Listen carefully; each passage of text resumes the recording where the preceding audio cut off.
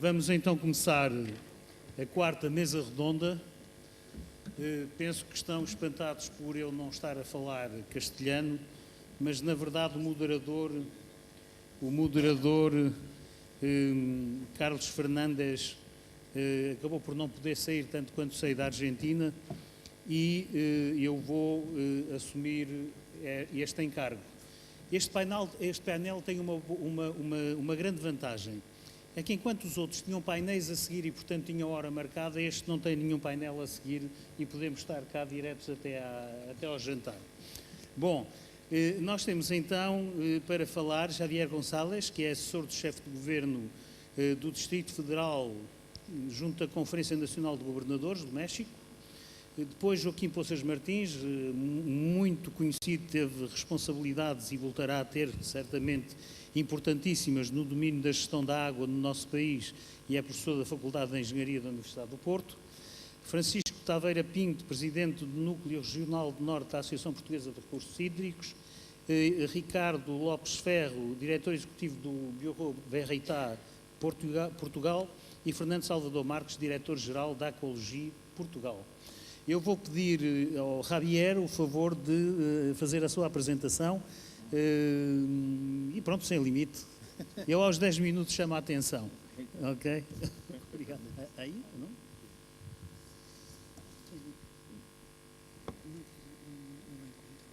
Não lo tenho. Ok.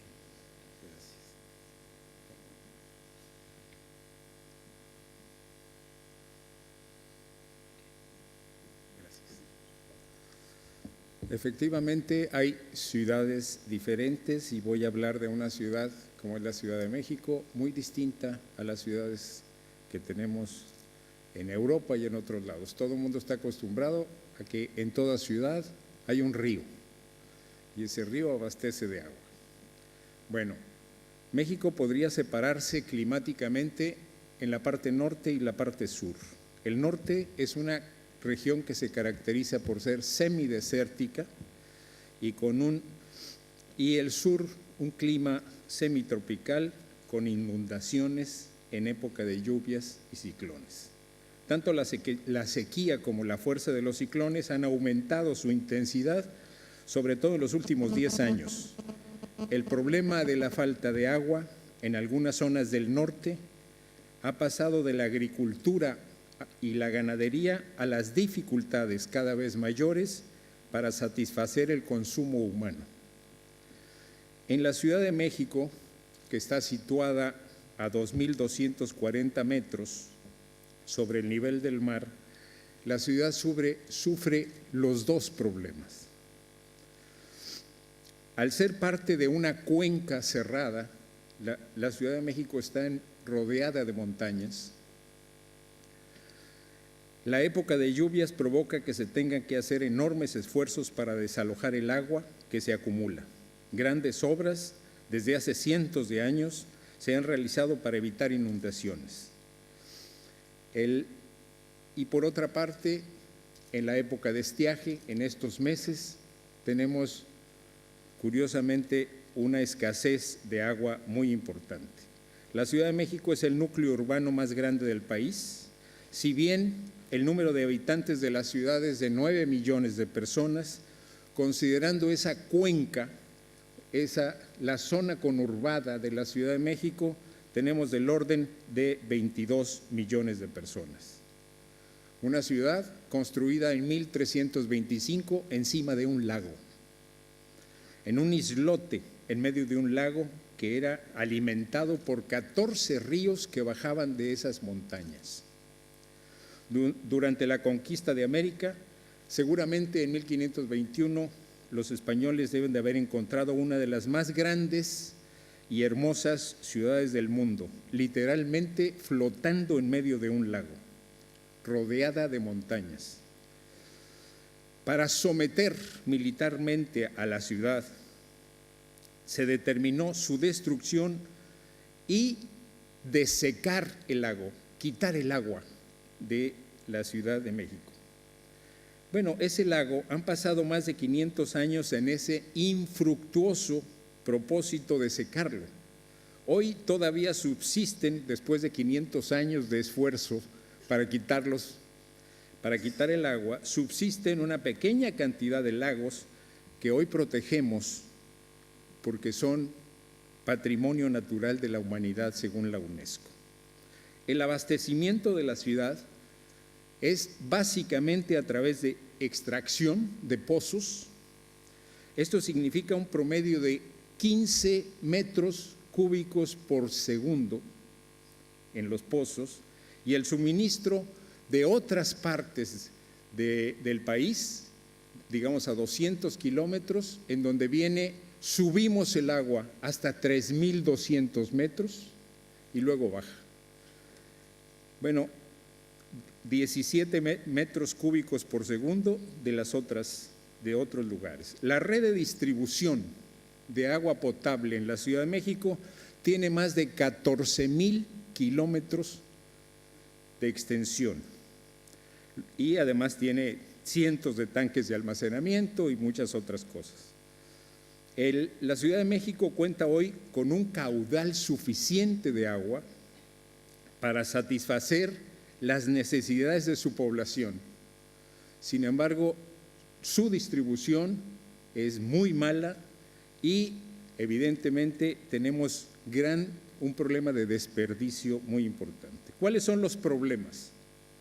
La ciudad se encuentra en una zona sísmica muy bien conocida. En varias ocasiones, como en 1985, los terremotos han producido enormes pérdidas tanto de vidas humanas como materiales. La explotación del subsuelo provoca un hundimiento de la ciudad de 15 centímetros al año. Pero no solo eso, sino que esos hundimientos son diferenciados. Hay puntos en donde se hunden más que en otros, a veces en una diferencia de 30 centímetros. Y por otro lado tenemos los temblores. Entonces, ¿qué implica eso? Implica que las redes de distribución son mucho más vulnerables que en otras ciudades en donde no hay hundimientos ni temblores. Eso quiere decir que tenemos una cantidad de fugas, a veces el doble que otras ciudades, porque tenemos, insisto, un problema muy difícil. Probablemente la cantidad de fugas que tengamos sea del 30% del agua. Los trabajos en este momento deberíamos de sustituir, para poder arreglar las fugas, del orden de 3,000 kilómetros de longitud en las redes. En la cuenca, esa pequeña cuenca del Valle de México, es donde se presenta el 50% de los conflictos sociales por el agua. ¿Qué hacer? En primer término, nos inscribimos en todos los proyectos y las acciones para combatir el problema general que representa el calentamiento global. Cada día está haciendo más problemas con nosotros. Estamos comprometidos con la resolución de la ONU que reconoce el derecho humano, como derecho humano, el agua y el saneamiento, y estamos avanzando en esa dirección. Dotar de servicio de calidad suficiente a la población es un compromiso inaplazable. Hay otro compromiso: terminar en un año las obras para mitigar los efectos de las inundaciones de la ciudad. Establecer un programa para sustituir redes de distribución y reducir las fugas. Invertir en plantas de tratamiento de aguas residuales. Es necesario incorporar plantas potabilizadoras al sistema. Toda política pública empieza por la medición del consumo. Tenemos un mal sistema de medición. Solo llegamos probablemente al 65% de las tomas. Por lo tanto, tenemos un programa para poner 150,000 medidores al año. Y por último, necesitamos un cambio cultural para evitar el desperdicio. Evidentemente, la cantidad de problemas que tenemos son muchos, sin embargo, curiosamente tenemos agua suficiente. Pero si se fijan, las propuestas tienen que ver con un problema urgente. El problema urgente que tenemos es llevar agua a toda la gente que no la tiene. Pero el problema importante, que significa cómo conservar el ecosistema, las labores de reforestación del valle, la limpieza de ríos y lagos, el reabastecimiento de los mantos acuíferos son asuntos que en este momento no se está invirtiendo en eso. Y eso nos parece los problemas fundamentales para un asunto de sustentabilidad. Hablar del agua en la Ciudad de México es hablar de muchos esfuerzos de muchísimos años. Esa cuenca, por ejemplo, tenía varios lagos. En 1430, 40, esos lagos, uno de ellos, por ejemplo, era un lago salado y otros dulces. Entonces, un rey de una de las tribus construyó una gran obra, una obra de 25 kilómetros, de 6 metros de alto por 10 metros de ancho, para separar las aguas de los lagos salados y los lagos dulces. Esa obra fue realizada por un gran constructor, pero además era un gran guerrero y conocido como un rey muy culto, porque además de todo, era un gran poeta. Ese rey poeta escribió antes de la conquista, 40 años antes de la conquista, cosas como esta: amo el canto del cenzontle, pájaro de 400 voces, amo el color del jade, el enervante perfume de las flores, pero amo más a mi hermano, el hombre. En 1440. Esos esfuerzos hoy siguen los esfuerzos, porque estamos metidos en una ciudad efectivamente diferente, en una ciudad en donde tenemos que hacer enormes esfuerzos para cuidar el líquido. Hoy es sustentable, pero si no hacemos los esfuerzos necesarios, estaremos poniendo en peligro no solo a nuestros hijos, sino todo el futuro de la ciudad. Muchísimas gracias.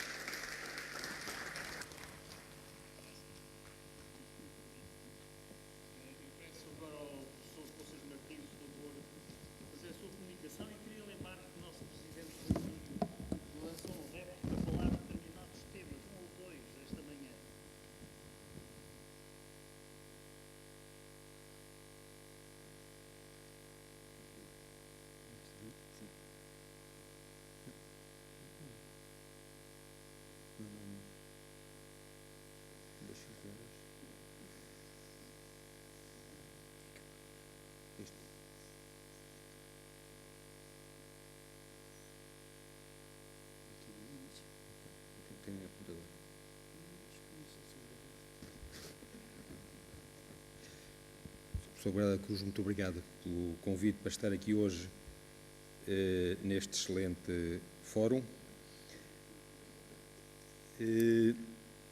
Tivemos aqui já excelentes intervenções sobre o futuro e, naquilo que me diz respeito, eu não vou fugir a fazer uma breve reflexão sobre o que poderá ser, não tendo, apesar de toda a bola de cristal, a problemática da água no mundo, mas também em 10 minutos seria excessivo tentar encontrar uma solução. Vou-me, de facto, depois dessa breve reflexão, concentrar-me em algumas coisas que nós podemos fazer e dar mesmo o exemplo de algumas coisas que foram feitas designadamente na cidade onde estamos.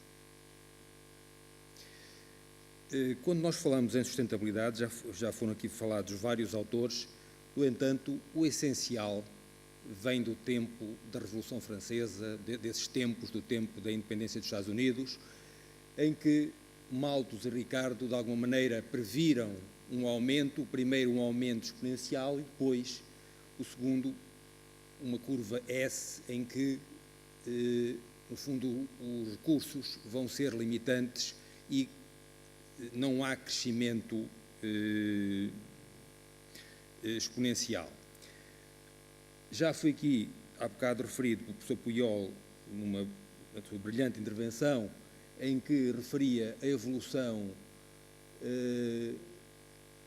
da população a nível mundial, e também foi referido anteriormente pelo professor Colares Pereira, um autor que referia que a população não vai de facto aumentar tanto, vai ficar nos cerca de 8 bilhões e depois vai baixar para cerca de 7. Ou seja, talvez do ponto de vista de pressão sobre recursos estejamos a falar de uma curva em S mais próxima da que prevíamos. E, sendo absolutamente empírico, eu recordo-me, estava há 15 dias no Brasil e conversava com a pessoa que ia comigo, uma engenheira brasileira, e falávamos de algo que está relacionado com isto. Previa-se, no Brasil está em curso talvez o maior plano de investimentos no que diz respeito ao abastecimento de água e saneamento à escala universal. Eles estão a evoluir no sentido da universalização da água e do saneamento, mas estávamos a perguntava-se e perguntou-se, mas para que população? E essa senhora disse pela primeira vez, eu nunca tinha ouvido essa opinião, disse, bom, mesmo no Brasil, a população não vai subir nada parecido com aquilo que dizem. Eu tenho uma fazenda de bois não sei onde e lá as mulheres têm 10 filhos, 12 filhos. No entanto, cada vez mais a população está em cidade e aí a população não sobe tanto. E então perguntou ao senhor que ia a conduzir o carro, senhor, quantos filhos tem? Ele disse, tenho um. E qual era a principal razão? O acesso da mulher ao mercado de trabalho. A partir do momento em que as mulheres começaram a trabalhar, mas quase de imediato, a natalidade baixou imenso. Por outro lado, agora também escasseia o emprego para as mulheres terem acesso ao mercado de trabalho. Portanto, quando a gente sabia as respostas, mudam as perguntas, o que torna também esta ciência de prever cada vez mais difícil. No entanto, é quase certo, e já aqui parece que há unanimidade, que grande parte da população se concentrará em cidades, por exemplo, já foi aqui referido o México, cidades de dezenas de milhões de habitantes. A população concentrar-se-á em zonas de maior ou de stress hídrico e eu posso talvez antecipar ou prever, se é que se pode prever alguma coisa neste domínio, que no futuro, se calhar nós vamos ter plantas que vão ser regadas com água salgada, previsivelmente vamos comer menos carne e peixe, vamos comer mais vegetais que são muito mais eficientes, mas mesmo muito mais em termos de consumo de água, e nas nossas casas vamos ter sistemas de abastecimento de água e de saneamento mais próximos do que são hoje as naves espaciais. Portanto, não faz sentido, por exemplo, que o duche que nós tomamos hoje todos, em que está uma componente significativa de energia, tenha sido transformada no momento seguinte em água inútil. Eu penso que no futuro nós vamos ter alterações muito significativas, o que levam, por exemplo, a que a substituição das infraestruturas de água e de saneamento nas próximas décadas vão ser feitas de forma completamente diferente daquela que existe hoje.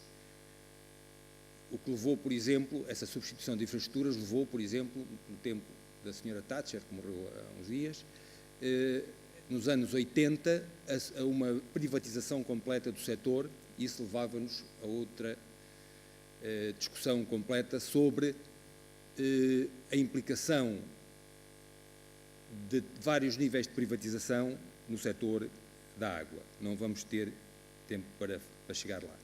Outro aspecto importante para complicar este setor da água é a pegada hídrica, ou seja, nós, ao estarmos a usar um bem num determinado sítio, se estamos a importar esse bem, um carro importado, por exemplo, da China, onde é que está a água no meio disto tudo? Portanto, a noção de pegada hídrica é importante no sentido de percebermos dinâmicas que vão acontecer certamente neste setor. Vai haver nos próximos anos, e é importante percebermos do ponto de vista da atividade económica, onde é que vão estar as oportunidades de investimento no setor da água. Na Europa, um valor muito significativo, bem que nos Estados Unidos, sobretudo para renovação de infraestruturas, na Ásia, na América Latina, para universalização destas mesmas infraestruturas, e há, de facto, estamos a falar de trilhões de dólares, estamos a falar de planos, neste momento, em curso, e há bocado já referi do Brasil. Portanto, vamos ter, previsivelmente, aumento populacional, já sabemos, não tanto quanto previsto, vamos continuar a ter o grande problema para cuja solução andamos à procura desde o princípio da humanidade, o problema da pobreza. No fundo, eu diria que hoje quem pode ter água já tem, quem não tem é porque há problemas de pobreza atrás, e esses são graves e têm acrescentam um nível de complexidade àquele que tecnicamente, socialmente e politicamente já é complexidade elevada. Os volumes de investimento são elevadíssimos, estamos numa altura em que a nível internacional há restrições enormes ao financiamento e à dívida pública. Dou-vos um exemplo, e eu vou daqui a bocadinho referir como uma das janelas de oportunidade é a redução das ineficiências dos atuais sistemas, que poderia passar, em alguns casos, pela substituição integral de redes. Se formos a Londres, vemos que estão a substituir canos de água do tempo da Rainha Vitória, com quase 200 anos. Nós hoje não conseguimos fazer canalizações tão bem como os nossos colegas à altura fizeram.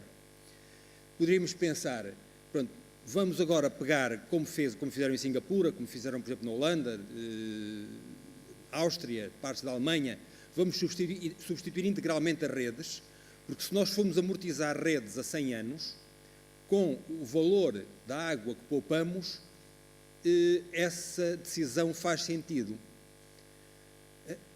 Fazia há uns tempos atrás. E passando para um caso, por exemplo, como o Porto, no Porto nós temos uma empresa de água que é pública e é municipal. Tem uma dívida de zero. Não deve nada a ninguém e paga aos fornecedores na volta do correio. No entanto, poderia baixar mais as perdas do que já baixou, e baixou as perdas para metade em 8 meses. Num volume de vendas de 40 milhões de euros, foi possível poupar 7 milhões de euros por ano. É possível poupar mais desde que se substitua uma quantidade de rede significativa. No entanto, neste momento, há limitações à dívida pública que impedem que isso seja feito.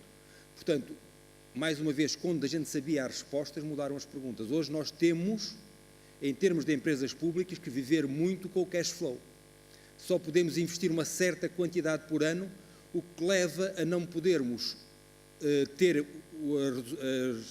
os ganhos de eficiência que gostaríamos de ter. Um aspecto que, e eu vou-me centrar só nestes dois aspectos agora, o que é que nós podemos fazer no meio desta conjuntura? Na minha ótica, nós podemos viver melhor e vamos ter que o fazer com a água nas cidades, até porque vamos ficar todos praticamente a viver em cidades nos próximos anos. Portanto, temos que ter uma gestão melhor da água nas cidades, e as boas notícias é que é possível garantir essa gestão da água nas cidades de forma muito melhor do que aquela que é feita hoje, a nível internacional e a nível nacional, desde que vamos reduzir significativamente as perdas de água e as perdas de energia. Portanto, tal como o Sol é a força que está por trás do ciclo hidrológico, a redução das ineficiências pode ser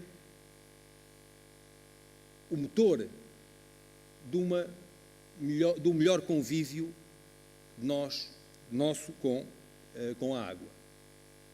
Esse ciclo urbano da água, que eu tive o gosto e o privilégio de estar em dois desses processos, concretamente aqui em Gaia e no Porto, em que em meia dúzia de anos é possível, com os ganhos das perdas, fazer uma integração desse círculo urbano da água, abrangendo o abastecimento de água, o saneamento, as águas pluviais, as ribeiras urbanas e as praias, tendo também como parte integrante a educação nas escolas, sobretudo a educação ambiental, a educação para o ambiente. Isto passa por mudanças e a primeira coisa a perceber, e que eu demorei algum tempo a perceber, é porque é que as coisas não funcionam. E normalmente as coisas não funcionam por falta de vontade política. Eu tive o privilégio de estar em sítios, umas vezes a gerir, outras vezes a acompanhar políticos de envergadura alta, em que puseram à partida a vontade de mudança, e sem essa vontade política nada depois vai acontecer. Com certeza que há processos de liderança que têm que existir, dinheiro, portanto, no fundo tem que haver tarifas, transferências, subsídios e taxas, portanto não vou entrar aqui em detalhes, mas isto está na base da sustentabilidade dos sistemas, e neste momento, a nível internacional, o que é crítico é a sustentabilidade, portanto, fazer sistemas que depois se aguentam a si próprios. É preciso algum tempo, e a minha experiência, 5, 6 anos, é suficiente. Também, se não resolve em 5, 6 anos, o problema já é, se calhar já não tem solução com estas pessoas, pelo menos. E contexto. Há problemas que não têm solução por mais tempo em determinadas situações. Por exemplo, no Haiti, há estados falidos, estados falhados, em que é muito difícil ter organizações a funcionar.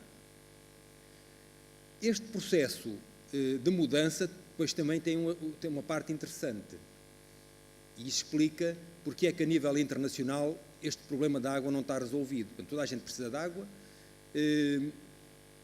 a água que nós bebemos tem o mesmo uma especificação em qualquer sítio do mundo.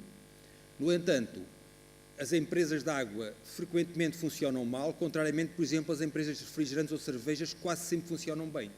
Em qualquer sítio do mundo onde nós vamos, é quase sempre seguro beber a cerveja local. É sempre excelente e barata. A água nem tanto, não recomendo. Politicamente, ou seja, demora 5 a 6 anos a melhorar uma entidade e depois vem um político qualquer que deita aquilo abaixo e vai ser preciso mais outros 5 ou 6 anos para resolver, e temos esse ciclo num bem essencial como é a água.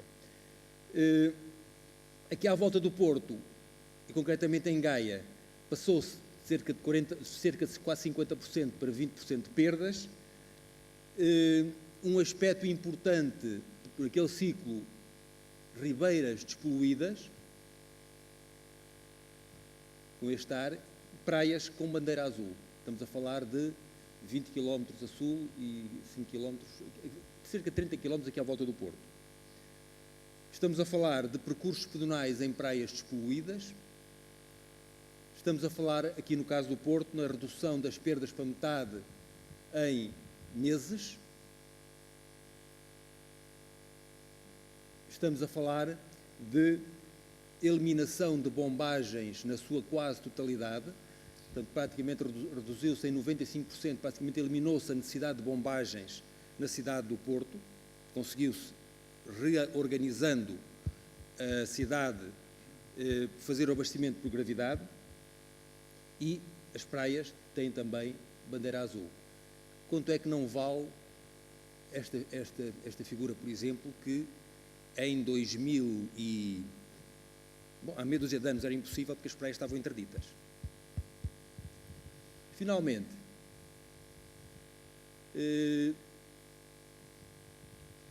as boas notícias... 16 minutos. As boas notícias, e é o último slide, é que este percurso no sentido da sustentabilidade dura, ou é possível resolvê-lo em meia dúzia de anos. Portanto, meia dúzia de anos é o tempo suficiente para chegar a uma cidade, interpretar o que lá está e conduzir a uma solução sustentável, paga com, como se diz em português, com o pelo do próprio cão, ou seja, com as poupanças decorrentes da redução das perdas, é possível pagar o processo de mudança rumo à excelência. Muito obrigado.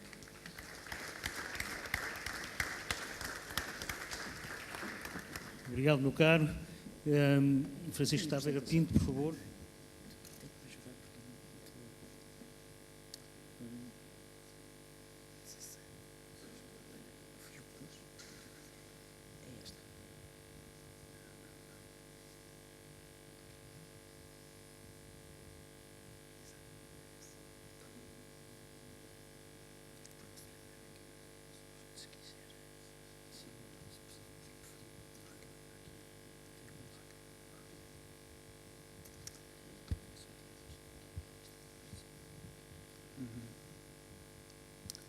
Bom, muito boa tarde a todos.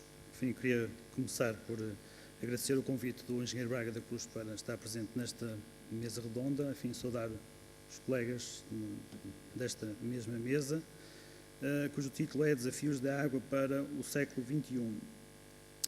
Embora, enfim, eu estou aqui numa dupla qualidade como professor da Faculdade de Engenharia da Universidade do Porto, mas essencialmente como presidente do Núcleo Regional do Norte, da Associação Portuguesa dos Recursos Hídricos. E, portanto, como o nosso Presidente disse que nós tínhamos um tempo ilimitado, eu vou gastar apenas um minuto no meu primeiro slide para enquadrar um pouco os objetivos da Associação Portuguesa dos Recursos Hídricos, que é uma organização não governamental, e que, enfim, dentre os seus muitos objetivos, enfim, muito brevemente, eu gostaria de salientar os 4 que aqui estão apresentados, e que são promover o progresso dos conhecimentos, o estudo e a discussão dos problemas relativos aos recursos hídricos, fomentar e apoiar iniciativas visando a resolução dos problemas existentes no âmbito dos recursos hídricos nacionais, apoiar e participar em ações destinadas a uma política sustentável de recursos hídricos nacionais e, finalmente, colaborar com organismos e associações congêneres no domínio dos recursos hídricos com interesse para o país. Portanto, estou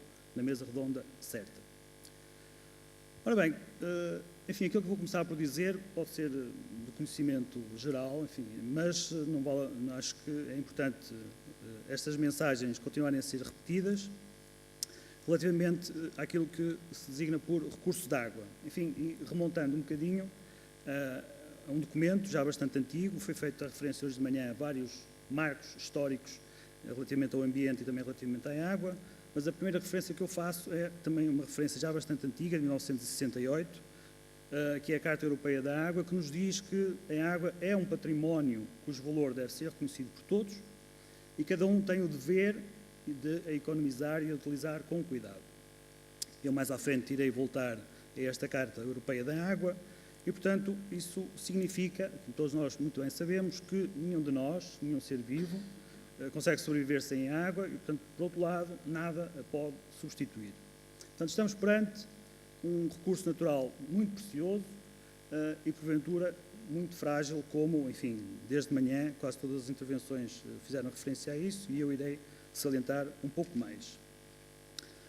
Bom, se calhar temos uma noção que existe muita água, mas, de facto, essa disponibilidade hídrica não é assim tão grande como possa parecer. Na totalidade da água existente no mundo, apenas 2,5%, enfim, um valor, uma estimativa, é água doce.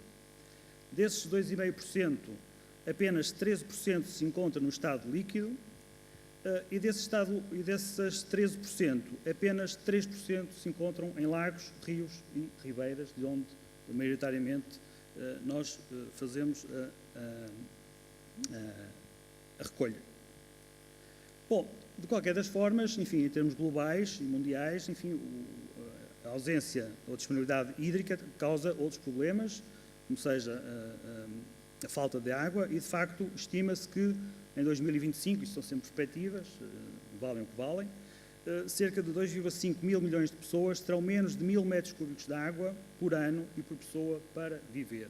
Enfim, esta imagem salienta as zonas que eventualmente serão mais afetadas por esse fenómeno da seca, onde Portugal e Espanha, enfim, não ficam de fora. Enfim, também são perspectivas. Ainda continuando dentro das disponibilidades hídricas, 2 mil milhões de pessoas vivem com falta de água em 34 países, enfim, nos vários continentes. Desde 1970, a escassez de água associada a grandes secas matou um número significativo de pessoas e cerca de 6 mil crianças morrem por dia devido a doenças associadas à falta de qualidade da água. Bom, onde é que nós gastamos a água? Em termos médios, enfim, há outras utilizações, obviamente, mas em termos médios e globais, cerca de 70% é utilizado na agricultura, 22% na indústria, 8% no uso doméstico. Um aspecto significativo relativamente a este volume utilizado é aqui a quantidade de água que é desperdiçada. Na agricultura, 30% dessa água é desperdiçada, na indústria, 90% dessa água é desperdiçada e no uso doméstico, cerca de 86% dessa água é desperdiçada. Bom, as previsões também para, enfim, até o ano de 2025 é que as utilizações em termos de uso agrícola, uso industrial e uso doméstico aumentem. A relação de valores entre a parte agrícola, a parte industrial e a parte doméstica é distinta conforme o grau de desenvolvimento dos países. Obviamente, quanto mais baixo for o nível de desenvolvimento do país, maior é a componente agrícola e quanto mais alto for o nível de desenvolvimento do país, menor é essa componente. Em Portugal, as percentagens de utilização nestas três áreas são, enfim, também semelhantes aos números que foram indicados atrás, cerca de 87% para o consumo agrícola, 8% para o consumo urbano e 5% para o consumo industrial, sendo de facto que a agricultura tem a maior fatia em termos de consumo, embora as suas necessidades sejam atualmente superiores àquilo que se consegue utilizar. Um aspecto a reter é que o retorno do volume de água ao circuito por parte da agricultura é ainda deficitário, como se pode verificar. Um aspecto que também nós não podemos esquecer, e foi aqui também já de certa forma referido relativamente à pegada hídrica, é que para produzirmos tudo o que nós comemos, enfim, é necessário um volume significativo de água para obtermos esse produto final. Por exemplo, se quisermos produzir 1 kg de cereais, são precisos 1000 litros de água. E podíamos, enfim, fazer aqui uma listagem bastante significativa. Um aspecto importante é o desperdício e a perda, e as perdas de água, como já foi aqui também referido. Em Portugal, estimava-se há uns anos atrás, porque esta informação já é de alguns anos atrás, que cerca de 3.100 milhões de metros cúbicos de água por ano seriam desperdiçados.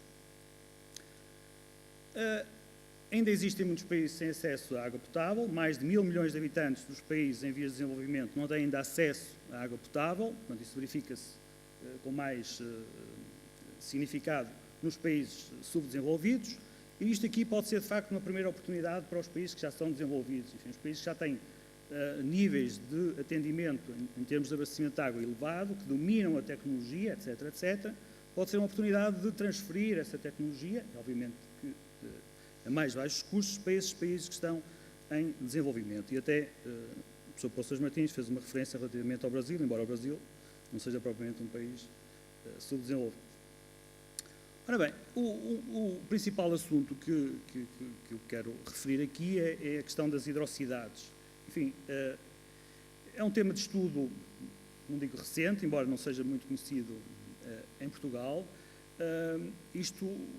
Qual é o interesse deste tema? É que cerca das 17, das 25 ou 26 ou 27 megacidades do mundo, com mais de 10 milhões de habitantes, ou 9 milhões de habitantes, depende da referência, localizam-se junto ao mar ou junto dos cursos de água.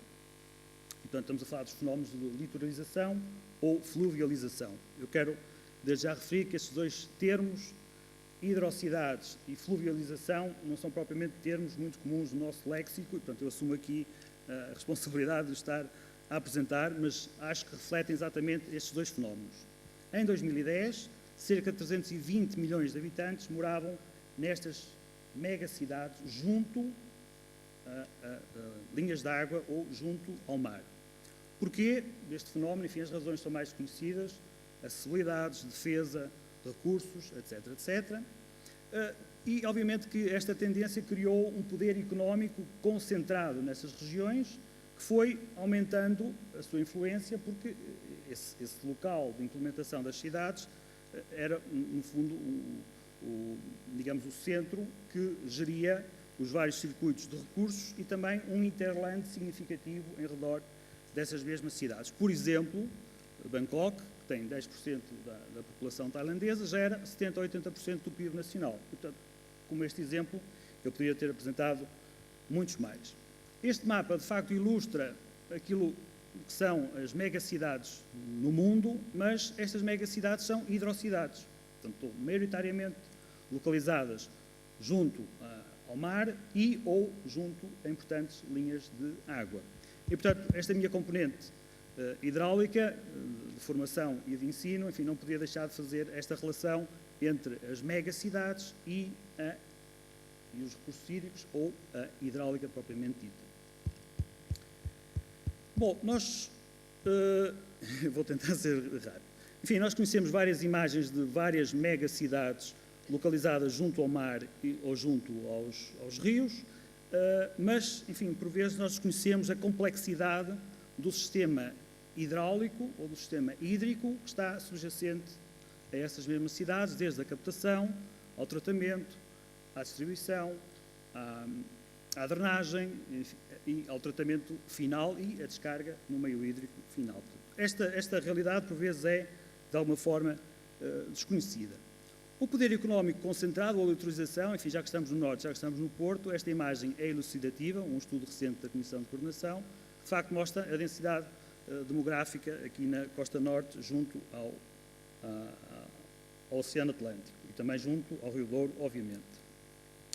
Bom, a questão da gestão da água e das hidrocidades, enfim, tentando fazer esta ligação, como disse, é um assunto, a questão da gestão da água é um assunto já relativamente antigo.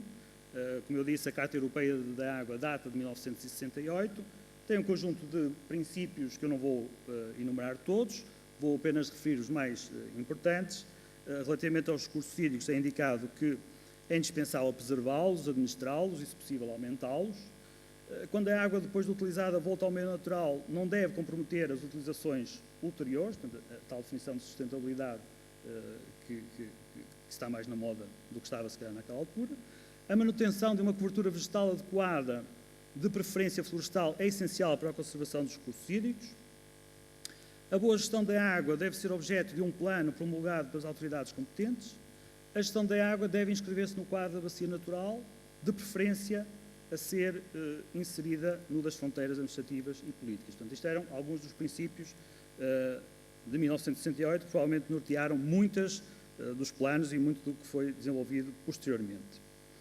Bom, as hidrocidades não têm sido muito estudadas em termos de investigação propriamente dita, mais em termos de gestão de áreas urbanas, mas mais recentemente tem sido um tema de estudo, na perspectiva de estudar a relação entre o ecossistema natural, que é a massa d'água, e o metabolismo urbano, que é a cidade propriamente dita, sem esquecer, obviamente, um aspecto que é muito importante, que são as alterações e a variabilidade climática. Quais são as principais preocupações em termos de gestão da água nas hidrocidades? Há uma distinção clara entre os países da OCDE e os países não da OCDE. No primeiro caso, enfim, a expansão urbana e a industrialização é mais significativa e, simultaneamente, procura-se melhorar a qualidade de vida dentro das cidades, o que, digamos, são objetivos que conflitam entre si, até porque muitas das vezes a expansão urbana excede as infraestruturas que estão disponíveis ou que estão propostas, deveriam ser construídas e, portanto, isso pode criar uma pior qualidade de vida. Nos países que não são da OCDE, a pressão em termos de serviços urbanos básicos, existentes ou não existentes, é que é o principal problema, porque, de facto, nesses países os sistemas de drenagem se calhar não existem, os escoamentos não controlados de origem industrial também são, enfim, completamente impossíveis de controlar, há vários problemas de saúde, contaminação de aquíferos, colapso de recursos, etc, etc. Para terminar, chego, digamos, àquilo que provavelmente me foi proposto, que era apresentar alguns desafios para a gestão da água no século XXI. Enfim, as tendências mundiais passam por utilizar a água como um meio para auxiliar o desenvolvimento económico, eu já referi isso num dos slides anteriores, tentar diminuir as pressões sobre os recursos hídricos, que ainda são bastante elevadas, aumentar o bom estado das massas de água, enfim, como resultado da Diretiva Quadro da Água, recuperar os recursos dos serviços hídricos, que ainda são elevados, uma gestão conjunta mais eficiente dos rios internacionais, isso é um aspecto também importante, maior participação dos cidadãos, monitorização dos sistemas hídricos e aplicação de modelos de previsão globais, regionais e locais, já foi aqui apresentado hoje até a tecnologia dos satélites, adaptação aos fenómenos hidrológicos extremos e aumentar as sinergias água-energia. Enfim, há mais aqui um conjunto de tendências e desafios que têm a ver com o uso mais eficiente da água, mas, enfim, passaria à frente, e terminava com uma mensagem final, dizendo que uma cidade será tanto mais sustentável se possuir um meio hídrico de boa qualidade e, por isso, a sua correta gestão é fundamental. A sua concretização, em termos de boa qualidade, passa pela ciência, sem dúvida, e pela tecnologia, mas depende, sobretudo, da sociedade, de cada um de nós e das próximas gerações. Obrigado pela vossa atenção. Muito obrigado, Sr. Eu peço a Ricardo Lopes Ferro, administrador delegado da Bureau Veritas Portugal, por favor de fazer a sua apresentação.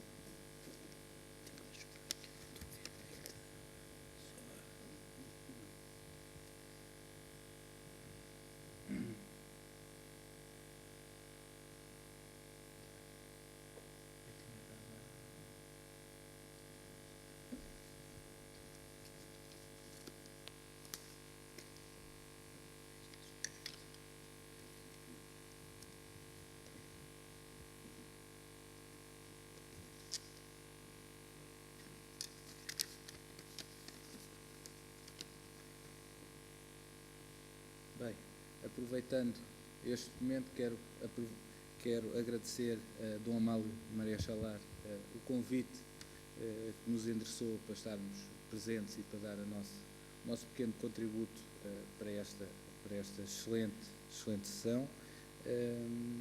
E depois dos meus colegas de mesa terem falado sobre recursos hídricos, e sendo nós um organismo de verificação de conformidade e também conhecidos numa das suas empresas como organismo de certificação, para falar de água, achei que um tema interessante sobre os desafios da água do século XXI era falar no conceito que já foi aqui aflorado sobre pegada hídrica. E começar com uma nota positiva. Relativamente à avaliação dos objetivos do milénio, nós o mundo está 5 anos à frente daquilo que se tinha autoproposto. Para além disso, a percentagem de população que hoje tem acesso à água potável é já de 89% versus uma situação em 90% de 76%.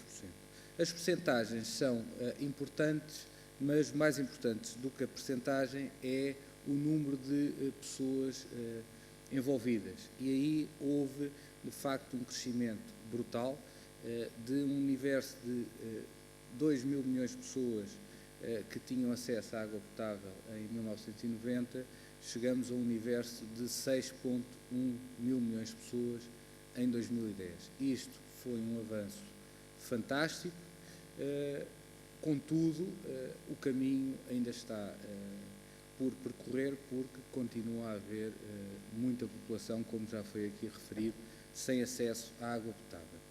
E como é que nós podemos ultrapassar este desafio? Bem, a melhor forma de gerir as situações é ter a capacidade de as medir.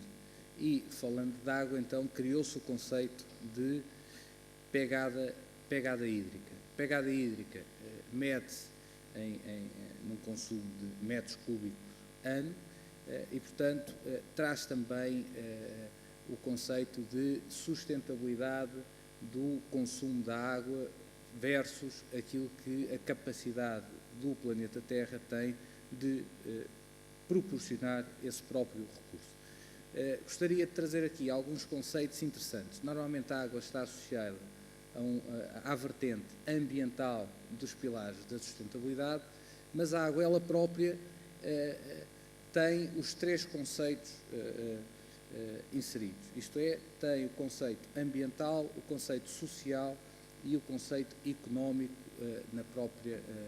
no próprio produto água, como veremos posteriormente. Naturalmente que há os impactos primários e secundários do consumo e da utilização da água e, por outro lado, gostaria também de trazer aqui um conceito relativamente à pegada hídrica, que são as cores da água. A cor verde, a cor azul e a cor cinza. A azul é aquilo a que nós consideramos a água potável e que está também acessível nas bacias hidrográficas, nos rios, nas barragens. A água verde, que é aquela que está presente no subsolo, e a água cinza, normalmente associada aos processos transformados e, portanto, aos resíduos depois de utilizarmos a água. Portanto, o conceito da água, de medição de consumo, estava muito associado ao consumo direto, e a pegada hídrica traz o conceito de todo o ciclo produtivo para, tal como o meu colega anterior referiu, analisar-se quanto é que custa, em termos de água, qual é a pegada hídrica de colocar 1 quilo de arroz nas nossas casas. Falando aqui das 3 dimensões, há sempre a primeira dimensão na pegada hídrica é a sustentabilidade ambiental. Isto é, antes de mais nada, temos que ter a noção e temos que garantir a continuidade dos ecossistemas de onde provém a água. Portanto, esse se fizéssemos um paralelismo com a pirâmide de necessidades de Maslow, era a base da pirâmide, era a sustentabilidade ambiental. Depois temos a sustentabilidade social, que no fundo é aquelas que permitem garantir a satisfação das necessidades básicas de todos nós enquanto indivíduos. E, por último, a sustentabilidade económica, isto é, a capacidade de uso eficiente da água e das fontes de onde provém essa água para nós produzirmos os alimentos, os produtos que todos nós consumimos de forma eficiente. Isto é, de haver um valor acrescentado líquido na água que utilizamos. E entra, mais uma vez, o conceito de pegada hídrica e dos 3 pilares da pegada hídrica na água e o conceito de uso da água azul, da água verde e da água cinza. E, portanto, porque é que se deve, então, fazer um estudo da pegada hídrica? Bem, haverá várias razões. A primeira delas, por uma questão de sabermos da nossa dependência relativamente à água. Por outro lado, sobre o valor acrescentado que nós geramos para o uso da água que nós consumimos. E por outro, porque, como cidadãos de um país e do planeta Terra, deveremos querer diminuir a nossa pegada hídrica por uma questão de cidadania. Assim, como em qualquer programa, cria-se um projeto para diminuirmos a nossa pegada hídrica, primeiro definindo metas e âmbito daquilo que é o nosso programa de redução da pegada hídrica. Por outro lado, na fase 2, contabilização da pegada hídrica, reunindo toda a informação de toda a cadeia de valor. Na fase 3, avaliar a sustentabilidade da pegada hídrica, mais uma vez referindo quer o pilar ambiental, quer o pilar social, quer o pilar económico. E, por último, fazer as opções relativamente à sustentabilidade da nossa pegada hídrica, isto é, a formação de respostas à pegada hídrica. Dando aqui um exemplo de uma pegada hídrica de uma empresa, temos a pegada hídrica operacional, isto é, da nossa própria empresa, e temos a pegada hídrica da nossa cadeia de fornecimento. Do ponto de vista direto, temos água incorporada no produto, água consumida através do processo de lavagem, água poluída tecnicamente devido ao uso de refrigeração, uma pegada hídrica adicional, consumo ou poluição de águas relacionadas com o uso em cozinhas, limpeza, jardinagem ou lavagem de roupas, e depois a pegada hídrica na cadeia de fornecimento, quer a parte direta, isto é, naquilo que são os ingredientes do produto comprado e de outros itens comprados, como na parte de infraestruturas, quer de transporte, quer das próprias construções. Há também, peço desculpa pela difícil leitura, mas depois julgo que terão acesso a estes conteúdos, um exemplo de uma análise da sustentabilidade de um produto, tendo em conta as várias etapas de um processo e a forma ou as fontes de onde esses produtos são fabricados e a fonte dessa pegada hídrica e, portanto, verificamos quer o volume de consumos por metro cúbico na unidade de produto final, e vimos aqui o consumo. Vimos, por outro lado, se a bacia é um ponto crítico, e, portanto, a fonte. Vimos se a pegada hídrica pode ser reduzida ou evitada, e, portanto, outra componente. E depois, se esta é uma componente sustentável da pegada hídrica do produto. Tendo em conta estas questões, chegamos a um resultado da fração da pegada hídrica do produto que não é sustentável. E dando um exemplo concreto de uma empresa que tenha dois produtos. Um produto representa 3/4 da venda dessa empresa e o outro produto representa um quarto das vendas desse produto. O produto que tem um maior volume de vendas, com a análise que se fez anteriormente, chega-se à conclusão que tem 1/3 de insustentabilidade ao nível da pegada hídrica. E o outro produto, que representa 25% das vendas, é absolutamente insustentável do ponto de vista da pegada hídrica. Chegamos à conclusão que 50% da pegada hídrica da empresa como um todo são insustentáveis. O que fazer?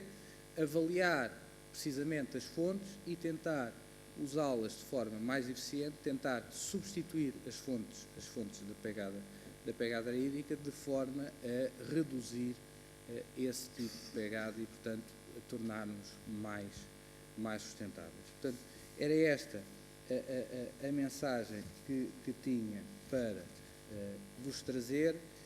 Em termos de notas, deixo um anexo para que depois possam consultar relativamente a algumas estratégias para a redução da pegada hídrica do ponto de vista de políticas públicas, que passam essencialmente quer pelo uso eficiente da água, quer pela substituição das fontes, quer pela questão da reutilização, isto é, da reutilização como o professor que me precedeu já referiu. Muito obrigado.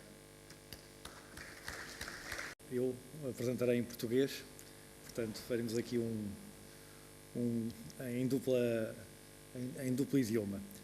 Bom, como sou o último a falar e a maior parte, digamos, de alguma parte da informação que eu iria inicialmente apresentar já foi falada, eu irei passar, deixe-me só aqui passar para este slide, para não estar a repetir alguma informação que foi dada anteriormente sobre a situação atual e os desafios que existem neste momento relativamente à água. Portanto, eles foram mais ou menos já anteriormente identificados, em termos do investimento que é preciso realizar e em termos das necessidades que hoje em dia temos relativamente à boa gestão. No fundo, hoje em dia o grande desafio, pelo menos para o mundo civilizado, é a eficiência, é garantir melhor sustentabilidade do recurso, sermos mais eficientes. Portanto, basicamente, nós, relativamente, enfim, este slide acaba por sintetizar, portanto, nós temos a água, enfim, disponível para o homem de uma forma relativamente escassa, porque ela existe em grande quantidade no planeta, mas utilizável é muito superficial e depois, mesmo a superficial, existe de uma forma relativamente concentrada, não é? Além disso, nós temos o problema da água, da energia e da alimentação ou dos alimentos, que gera conflitos na utilização da água. Nós sabemos, em termos da produção de alimentos versus portanto, o consumo humano, e neste caso a agricultura é uma das maiores fontes de consumo de água, a energia também, e portanto nós no fundo temos um panorama que nos obriga a sermos mais eficientes. Portanto, dentro deste panorama, eu aqui vou apresentar o que é a Aquology e onde é que nós nos posicionamos. A Aquology é uma empresa, uma marca do Grupo Águas de Barcelona. O Grupo Águas de Barcelona é um grupo, enfim, mundialmente conhecido e que tem mais de 140 anos de experiência, tem 150 empresas por todo o mundo, portanto tem uma atividade em bastantes países e tem uma experiência larga naquilo que é a gestão de sistemas de abastecimento de água e de saneamento básico. Portanto, nesse momento, ou neste momento atual, qual o posicionamento que um grupo como as Águas de Barcelona tem? Portanto, em vez de continuarmos a seguir o papel de operador, criámos a marca Aquology, no fundo, para sermos parceiros das entidades operadoras e para transferir para essas entidades o conhecimento, a tecnologia que foi sendo desenvolvida ao longo destes anos e que está implementada e está em funcionamento nas várias empresas do grupo. Portanto, foram criadas 4 linhas de meio ambiente, conhecimento, de soluções e infraestruturas, no fundo, para dar resposta a estes desafios. Portanto, no fundo, estamos aqui a ver digamos, a presença do grupo pelo mundo. Portanto, no fundo, somos uma marca de soluções integradas para desenvolver produtos e serviços e, no fundo, para melhorar a eficiência das empresas de água.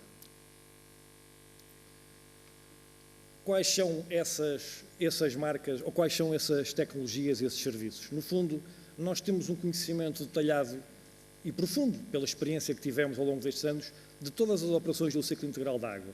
Tratamento, transporte e distribuição, drenagem, depuração, tratamento de águas residuais e o próprio meio receptor. Temos acesso direto aos dados e no contexto em que eles se geram e temos uma área importante que é toda a área de investimento em investigação e desenvolvimento, I+D, no qual o Grupo Águas Barcelona dedica todos os anos, este ano aumentou 1,1% da sua faturação. Portanto, 1,1% da sua faturação em termos globais é um valor superior a 15 milhões de euros, o que significa que há uma grande aposta em termos de investigação e desenvolvimento para a criação de novas tecnologias e de novos serviços. Além disso, temos uma eficiência comprovada, dado que todos os serviços ou as tecnologias são testadas nas nossas empresas e eles existem exatamente porque resultam da necessidade que as nossas empresas têm Portanto, não são digamos, lançamentos para o mercado em função de necessidades que não sejam testadas, são necessidades que resultam das próprias empresas, quer em melhorar a eficiência, quer em melhorar rendimentos nessas áreas. Portanto, temos soluções e serviços smart, está o conceito da Smart City, e portanto vamos criar aqui, manter o conceito smart, baseados no conhecimento e na experiência da operação do grupo. Portanto, relativamente em termos genéricos, temos soluções para o consumo eficiente da água. Poções Martins já há bocado falou nessa questão. É cada vez mais importante sermos eficientes na gestão da água, mas além do consumo eficiente da água, temos os sistemas integrados de operação, temos a gestão de redes inteligente, enfim, temos a informação ao cidadão, cada vez mais importante ter os consumidores e o cidadão alimentados com a informação que nós temos disponível e que a temos de transmitir, e depois temos a parte de valorização de recursos. Portanto, em termos muito gerais, em termos de mercados e de soluções que uma empresa como a Aqualogy neste momento tem e se posiciona, portanto, basicamente são todos os mercados em que a água é um vetor importante na sua estrutura. Relativamente à parte que tinha falado antes, só para termos aqui, a parte de conhecimento e de investigação e desenvolvimento, participamos no Centro Tecnológico da Água, que é a CETAQUA. Este centro tecnológico, em 2011, desenvolvia 10 milhões de projetos de investigação em I+D+I, e tinha 160 projetos que estavam neste momento de desenvolvimento, avaliados em cerca de 17 milhões de euros, e tinha 140 pessoas envolvidas. Portanto, esta aposta também na investigação e no desenvolvimento permite a criação de novas tecnologias que depois são implementadas e permitem um crescimento orgânico do grupo. Eu passaria agora à frente algumas das áreas, enfim, não vou ser exaustivo, vou apenas dar algumas das áreas onde temos uma intervenção e nos posicionamos como parceiros, quer na área de serviços, quer na área de equipamentos e de tecnologia, para ajudar as empresas a gerir não só mais eficiente, como melhor. Por exemplo, há bocado também foi falado da parte das perdas. No fundo, a abordagem de uma empresa à redução da água perdida, não registada, enfim, depois temos ou não faturada, pois nós podemos aqui utilizar várias formas de apelidar isto no fundo, que é água que nós, no fundo, não vendemos. Nós temos processos como a automatização de processos de abertura e fecho de válvulas, temos sistemas de setorização, enfim, entramos em áreas mais técnicas, mas depois temos processos inovadores, como são os detectores de fugas, com recurso a gases traçadores, já hoje em dia existente com recurso ao hélio, que é um gás que se injeta nas tubagens, isto em termos muito simples, e como é um gás que rapidamente se liberta para a atmosfera, onde há uma fuga, esse gás rapidamente sai e ao conseguir ser analisado na parte superior do terreno, rapidamente identificada a fuga com uma precisão bastante avançada. Temos também sistemas de gestão de custos de operação de redes, temos sistemas de teleleitura, telecontagem. No caso da energia elétrica, estes sistemas estão muito avançados, como tivemos a oportunidade de hoje de manhã ouvir.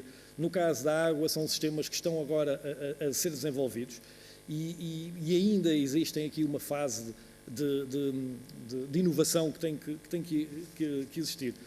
A telecontagem é algo que ainda está numa fase embrionária, embora os contadores de água, ao não serem uniformes, requerem sistemas de telecontagem diferentes. Temos um sistema que é multimarca e, portanto, estamos a dar passos no sentido de poder melhorar esse setor.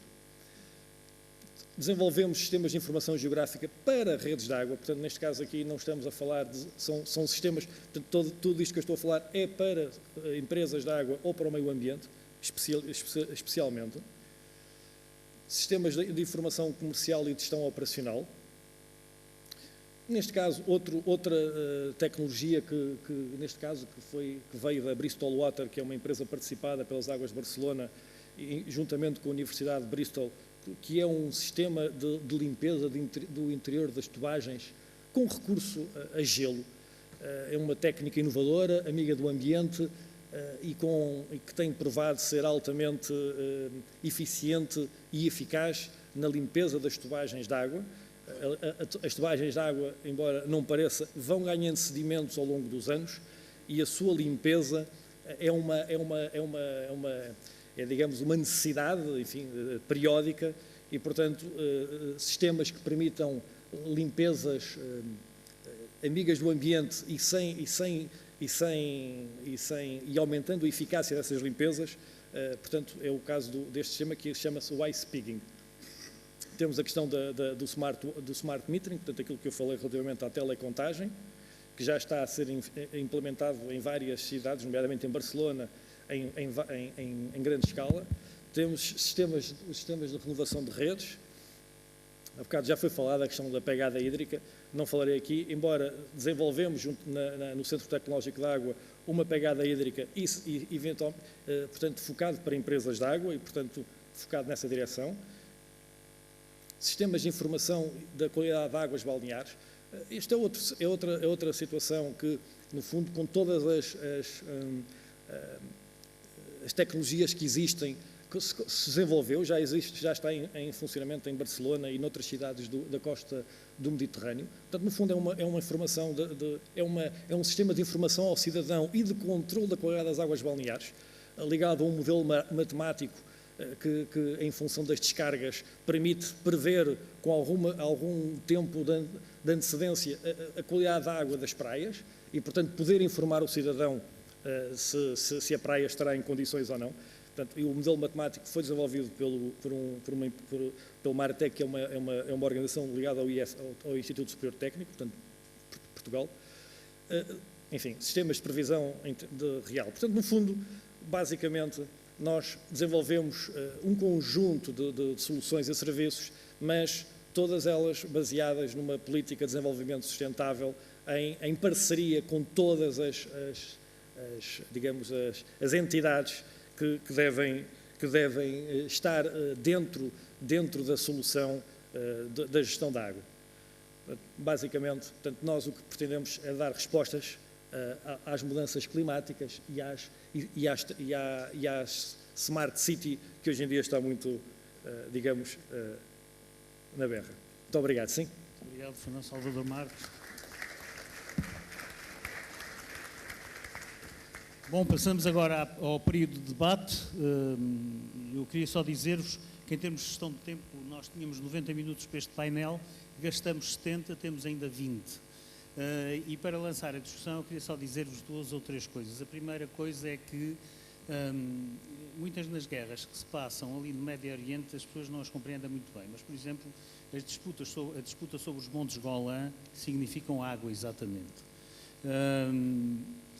Lembro-me também que há cerca de 20 anos, 22 anos, estava num Conselho de Ministros com o Ministro Espanhol da Indústria. Ele disse-me: andamos 700 anos de costas voltadas e agora somos amigos para sempre, nunca mais teremos problemas de conflito. Eu disse: isso com elevada probabilidade será assim até ao momento em que começa a faltar água na Península Ibérica. E, portanto, eu espero que tenhamos consciência disto e façamos a gestão de forma a que o Ministro da Indústria da altura tenha razão, nunca mais tenhamos conflitos. Por outro lado, nós andamos muito preocupados com a eventual escassez do petróleo, mas nós vivemos perfeitamente sem petróleo. Noutro tipo de civilização, mas vivemos sem petróleo. Não vivemos, de certeza, sem água. Bom, eu passava para aí agora, passava para vós a possibilidade de pôr em questões.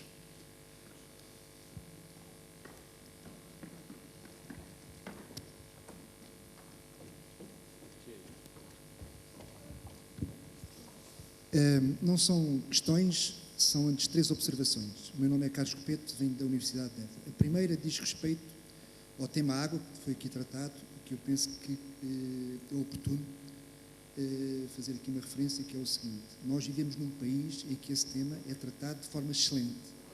Contrariamente àquilo que é hábito sermos inundados por más notícias, em matéria de água, O nível de serviço que se presta em Portugal é ímpar a nível mundial, e há aqui pessoas na sala que sabem isso melhor do que eu. E, portanto, convém fazer aqui essa nota de rodapé para que essa mensagem saia daqui. Vivemos num país onde o serviço ao nível da água é excelente. E isto graças ao investimento que nos últimos anos foi brutal ao nível dos tratamentos, ao nível do fornecimento de água, mas que teve resultados. Portanto, quando as praias, não era possível tomar banho nas praias do Porto, porque não tinham qualidade, e hoje é porque se fez esse investimento e isso teve resultados, e, portanto, temos aqui um bom exemplo que convém passar lá para fora. A segunda nota é que nós temos um programa, em Portugal temos um Programa Nacional de Uso Eficiente da Água, que está disponível na página da APA, Agência Portuguesa do Ambiente, e que está vivo. Isto é um programa que já tem, não diria que tem barbas, mas tem pelo menos uma idade adolescente, mas que recentemente foi redesenhado, e quando eu digo que está vivo é porque ele não está em consulta pública, mas está em discussão com diferentes tipos de atores, com metas, com objetivos e com um calendário. E, portanto, tudo aquilo que foi aqui falado em termos da potencialidade do recurso para uma melhor utilização, neste momento, todos nós, portugueses, pelo menos, podemos participar no alcance desse objetivo. A última nota tem a ver com o conceito e com aquilo que foi aqui dito ao nível das hidrocidades. Como eu venho de um sítio onde as terras, as cidades são pequenas, aliás, com Soria, a minha noção é um bocadinho diferente. E é tudo uma questão de escala. É porque não são só as grandes cidades que estão à beira dos rios. Todas elas, as pequenas aldeias, e por isso se fala no rio da minha aldeia, é por alguma coisa. E, portanto, a questão que foi aqui falada ao nível das grandes cidades também é aplicável ao nível dos locais neste país e provavelmente nos outros. E pronto, era isto que eu tinha para observar. Não são tanto perguntas, mas são observações. Muito obrigado. Sou Luís Braga da Cruz. Muito obrigado pela vossa excelente exposição. Gostei muito, principalmente, a começar logo pela primeira, que nos deu um retrato perfeito do que é uma singularidade a nível mundial, como é a Cidade do México. No entanto, eu gostava de colocar-vos uma questão. A semana passada, nos Estados Unidos, numa conferência sobre ordenamento do território, ouvi esta expressão: "Whisky is good for drink, water is good for fighting". E todos nós sabemos que a gestão das águas a nível de bacia hidrográfica, apesar de parecer estar estabilizado, mesmo em países muito civilizados, estou-me a referir aos Estados Unidos, o acesso à água de um rio importante como o Colorado tem, digamos, alguns estados têm direitos históricos consagrados que são, digamos, tributários de profundas assimetrias na utilização da água. Por exemplo, a Califórnia tem muito mais direitos sobre o Colorado do que outros estados que têm déficit de água hídrico muito mais acentuado. Nós estamos aqui agradavelmente entre portugueses e espanhóis, temos uma gestão conjunta de rios que atravessam a Península Ibérica e que tem uma boa parte da água gerada em território não nacional. A minha pergunta é esta: em que medida é que os compromissos internacionais nas organizações de onde os países são participantes, nós pertencemos à União Europeia, a União Europeia tem regras, a ONU também tem regras internacionais, no entanto, sei que há muita dificuldade em fazer a gestão qualitativa e quantitativa dessa água. Portanto, para evitar que haja conflitualidade potencial futura, como é que nós nos devemos inserir uns e outros no respeito por essas regras superiores e em que medida é que essas regras superiores conseguem ditar normas e regras que possam ser utilizadas por aqueles que estão a jusante. Muito obrigado, Sr. Engenheiro. Não sei se mais alguém quer pôr alguma questão. Um dos participantes pôs há bocado aí um slide em que tinha uma citação do Ricardo sobre o provocar da carência de determinados bens para que eles subam de preço.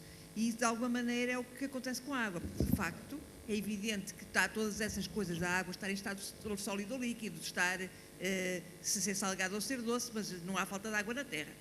É evidente que, e muitas vezes, quando se fala de perdas da água, por exemplo, como se falou relativamente à zona do Porto, se a água se infiltra, ela vai outra vez se a água se perde porque se sai dos canos e ela vai outra vez para os lençóis freáticos, que depois podem ser recuperados. O problema tem a ver com a poluição, que em alguns casos acontece.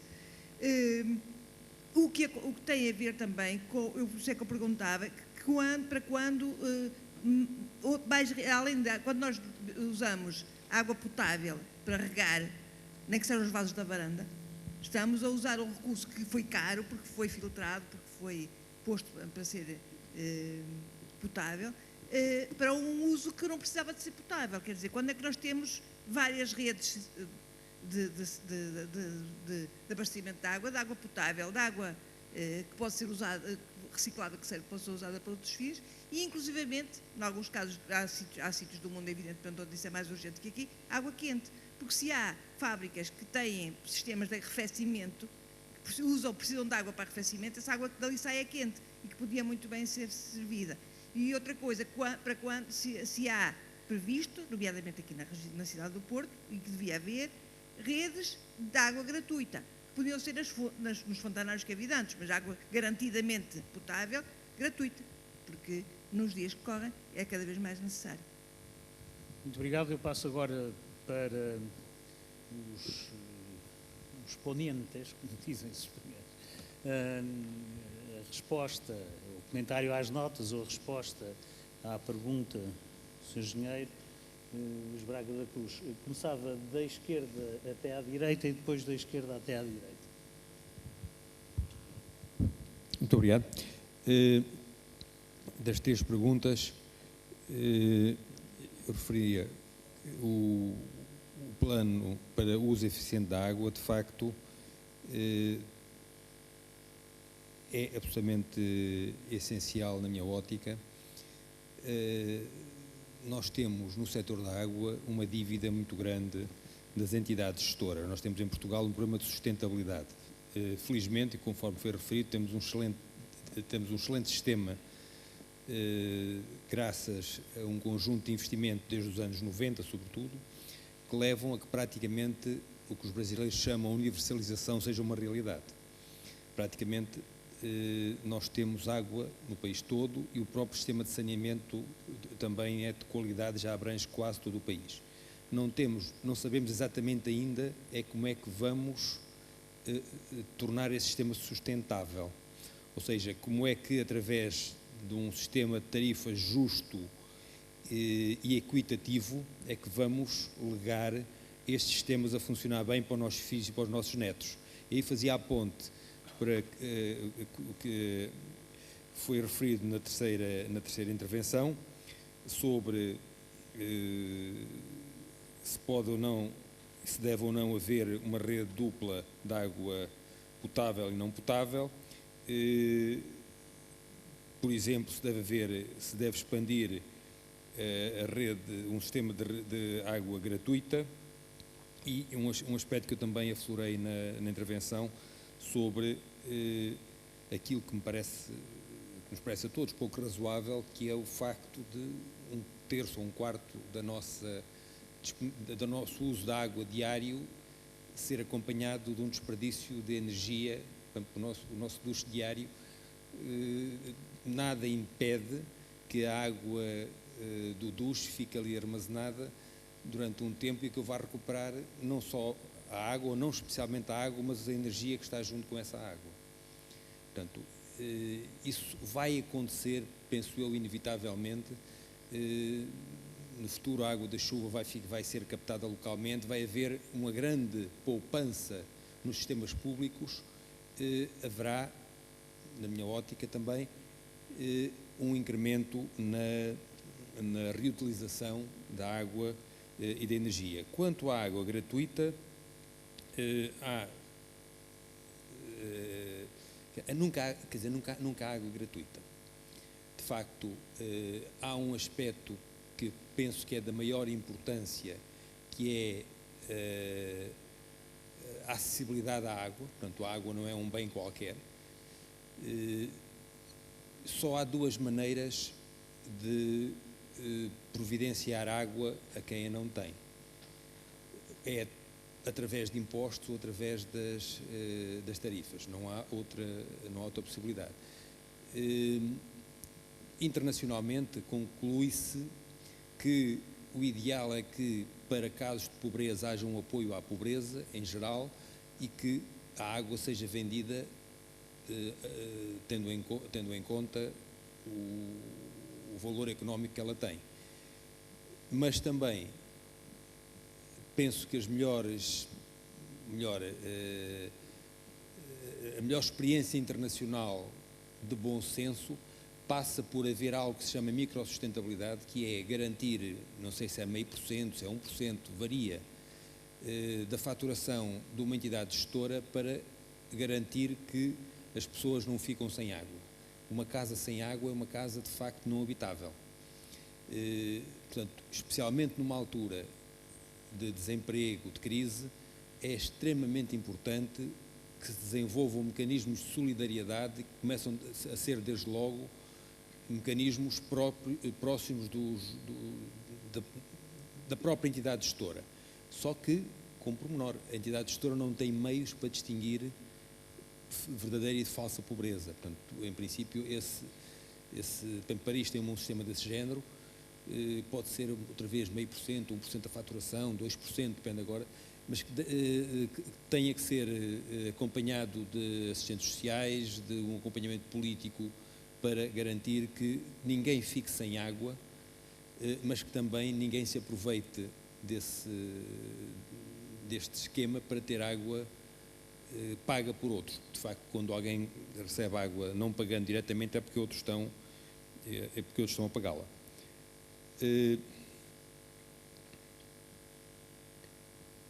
Quanto a Gerardo Cruz, que referiu um recrudescer de potenciais conflitos relativamente à água.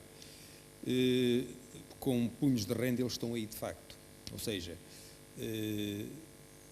se nós continuarmos como é previsível, e não muito longe daqui, que haja pressão no sentido de, nos próximos anos, ser usada na agricultura mais água do que é usada hoje, é previsível que os rios tenham menos água do que têm hoje. Como é que essas coisas se resolvem? Eu lembro-me de há uns anos atrás, concretamente na cidade do Porto, funções tinha na altura, de assinar com Espanha, e foi aqui no Porto, em Serralves, na sala ali do lado, cor-de-rosa, que se assinou uma folha A4, a primeira depois dos anos 60. Portanto, havia um papel assinado com Espanha nos anos 60 e foi só em 94 que se assinou um precursor do convênio de Albufeira.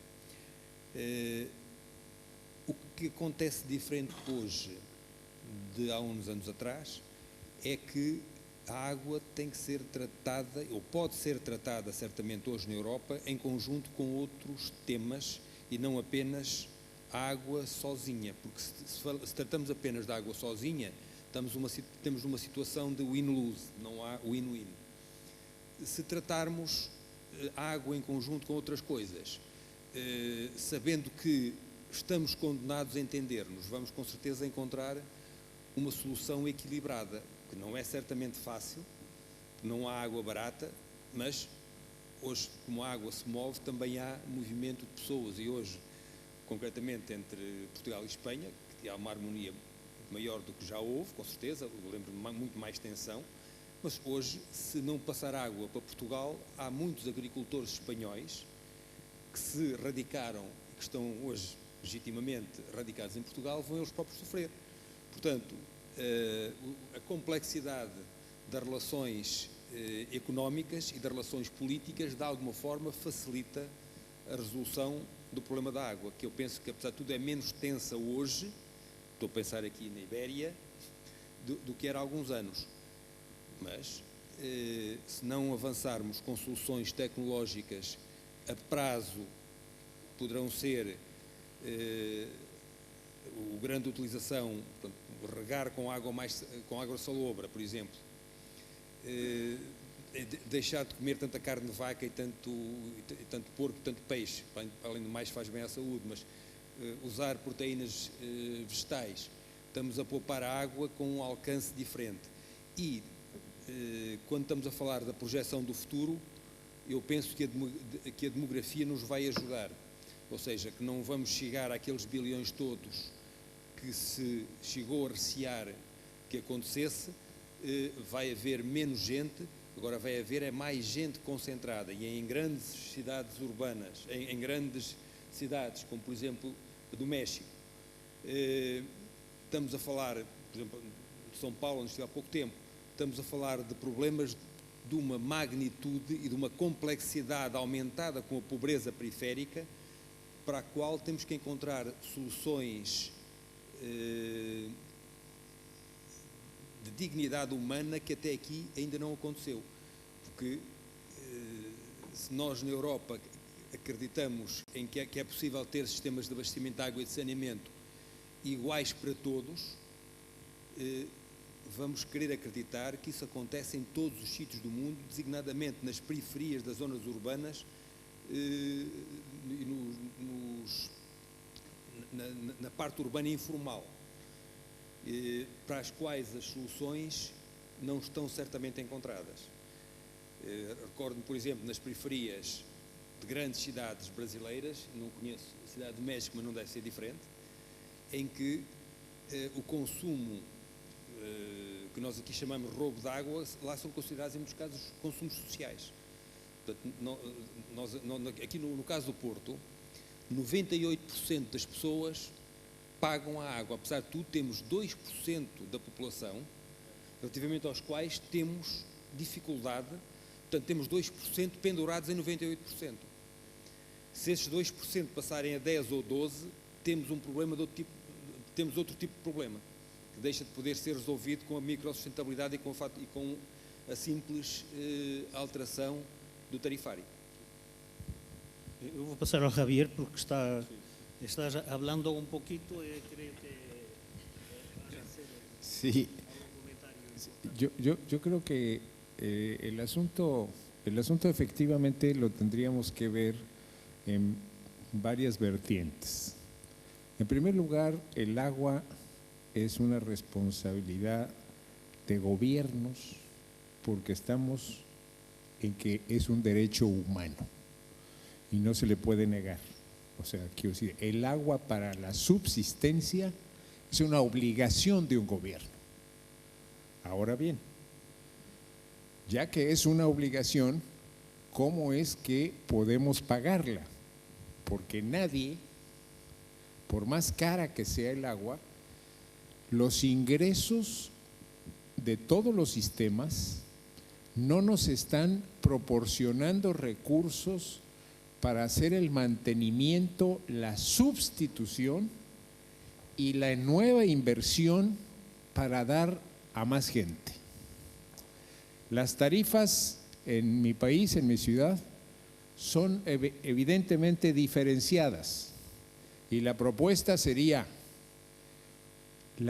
el primer consumo de 50 litros diarios por habitante que no cueste, se entrega, y después la tarifa que empiece a subir. Para eso necesitamos no tener ese 2% ni el 35% que nosotros tenemos. O sea, ¿qué quiero decir? Para eso necesitamos medir de tal suerte que una persona pobre que consuma mucho tiene que pagar mucho. ¿Por qué? Porque está haciendo uso de un recurso que es de todos. Y por lo tanto, esos problemas son complicados. Pero esos al final de cuentas son problemas técnicos. El problema son los problemas sociales. Cuando no tienes el recurso y dejas a una zona u otra sin agua. Eso ya es un problema social. Y las futuras guerras, pequeñas y grandes, se van a dar por agua. Entonces, uno de los problemas que tenemos todos los sistemas es que no nos es suficiente para poder dar el servicio. Entonces, son dos cosas distintas. Una es la atención como derecho humano, que yo estoy totalmente de acuerdo en darle ese derecho. La otra cosa es la medición para justo saber si alguien está consumiendo eso o más. Y por último, darse muy claramente a la idea básica, que es: necesitamos, 1, grandes inversiones; 2, nuevas tecnologías. No puede ser que estemos tirando agua sin que nadie la pueda reusar.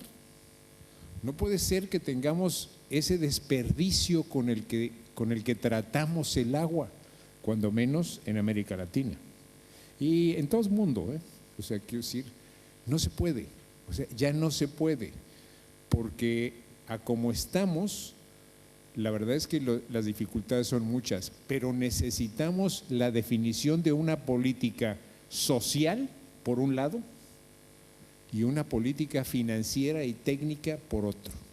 Y la responsabilidad tiene que ser de los gobiernos. Francisco. Bom, enfim, muito rapidamente, relativamente aos dois primeiros comentários, relativamente ao Plano Nacional do Uso Eficiente da Água, de facto, enfim, é uma vitória dos seus promotores, é uma vitória nacional e, de facto, é um avanço significativo relativamente a um uso mais eficiente de um recurso que é escasso, como eu acabei de referir. A segunda questão, de eu só me ter, digamos, referido às megacidades, mas concordo plenamente que a questão das mini-cidades é idêntica, também estão junto a um curso de água. É evidente que as megacidades são mais apelativas e, enfim, também são mais complexas e a sua apresentação é sempre mais interessante em termos de dimensão. Quanto ao Water for Fighting, bom, isto, de facto, era uma realidade que acontecia há muitos anos atrás. De facto, costuma-se dizer que se matava pela água, problemas com os sistemas de rega. Eu quero acreditar que, de facto, enfim, esse problema não se vai repetir ou, de alguma forma, não irá acontecer em algumas bacias hidrográficas comuns a mais do que um país. Na Europa existem alguns problemas ou alguns casos de bacias de rios que passam vários países e, portanto, a sua gestão é bastante complexa. Portanto, estamos a falar de bacias hidrográficas internacionais. No caso dos Estados Unidos são bacias interestaduais, mas, enfim, a dimensão também é significativa. De facto, são situações difíceis de controlar e, para dar um exemplo do quanto pode ser difícil de controlar e de gerir, a Diretiva Quadro da Água, enfim, obriga a que existam os planos de gestão da região hidrográfica ou de bacia hidrográfica e que, no caso das bacias internacionais, tem que haver um plano comum. Já terminou a primeira fase desses planos. No caso de Portugal e Espanha, houve, de facto, conversações e colaboraram na realização destes planos, mas se calhar não foram tão longe quanto gostariam de ir em termos de conseguir um plano comum. O que vai ter que ser feito, portanto, está em curso uma segunda geração de planos de gestão da região hidrográfica ou da bacia hidrográfica e tem que haver, de facto, um plano minimamente comum. Não podemos chegar à fronteira e mudar os pressupostos de gestão em termos da bacia hidrográfica. Portanto, isso é uma obrigação em termos de legislação da Diretiva Quadro da Água. E, portanto, isso pode-se aplicar, também podemos exportar essa nossa experiência para os Estados Unidos, enfim, talvez eles possam melhorar a maneira de gerir, embora com outros problemas. Quanto à questão dos custos, obviamente, o professor Poças Martins e os colegas que me antecederam, enfim, com mais experiência nessa área, já referiram o seu devido enquadramento, mas eu acho que um aspecto que é fundamental é se, de facto, nós reduzirmos os desperdícios, se reduzirmos os volumes de água que ainda são desperdiçados, como eu referi com algumas percentagens, eu julgo que isso é uma oportunidade para os custos poderem também diminuir. Portanto, acho que é um primeiro passo para atingirmos esse objetivo. Muito obrigado. Bem, relativamente à questão do engenheiro Luís Braga da Cruz, eu penso que podemos primeiro, a solução não passará por algo a nível ibérico, não é? Na minha opinião, terá que ser sempre numa escala mais global, pelo menos à escala europeia. Temos um excelente exemplo de algo que já foi feito ao nível, por exemplo, daquilo que é as políticas europeias ao nível do carbono. Foi uma interpretação do protocolo de Kyoto, que é gerido, de certa forma, pelas Nações Unidas ao nível do Mecanismo de Desenvolvimento Limpo, e que, no fundo, dá créditos aos vários países, quer à indústria do ponto de vista dos créditos de carbono, tendo em conta os níveis de produção que tinham à data, e depois o nível de eficiência que produzem. Também o tema da fiscalidade é muito importante, quer dizer, mais uma vez, reportando à questão do carbono, nós temos quer a parte da indústria em Portugal com o penal, mas nos outros países também foi transposto a diretiva comunitária, ao nível dos transportes com a parte da fiscalidade a incidir sobre as emissões de carbono, e ao nível doméstico com aquilo a que chama certificação energética de edifícios, que eu chamaria classificação de eficiência energética. Portanto, juntaram as três vertentes que produzem mais emissões de gases com efeito de estufa. Portanto, se aquilo que se fez ao nível de carbono, a forma como a Comunidade Europeia interpretou as diretivas de Kyoto, os desafios da redução de gases de efeito de estufa para o espaço europeu, com créditos e depois com impostos, com custos, também penso que poderá ser feito ao nível dos recursos hídricos, a uma escala pelo menos europeia, porque também aqui foi referido anteriormente, não é?